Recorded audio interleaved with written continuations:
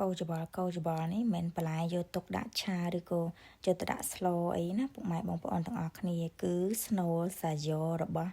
នាងខ្ញុំបានធ្វើសាយ៉ទុកឲ្យប្តីគាត់យកទៅកន្លែងធ្វើការអាទិត្យក្រោយពុកម៉ែបងប្អូនទាំងអស់គ្នាកន្លែងគាត់ហ្នឹងកម្មវិធីគេផាក់ឡាក់ភិកនិចអីសឹងតែរាល់ខែអញ្ចឹងណា Oh my god ធ្វើខ្លួនឯងអត់សូវចុះលុយពុកម៉ែបងប្អូនទាំងអស់គ្នាឥឡូវសេដ្ឋកិច្ចនៅអាមេរិកនេះពិបាករកលុយណាស់ពុកម៉ែបងប្អូនទាំងអស់គ្នាសេវបានអ្វីដែលយើងសន្សំសំចៃបានចេះតែខំសន្សំសំចៃអស់ពីលទ្ធភាពអញ្ចឹងណា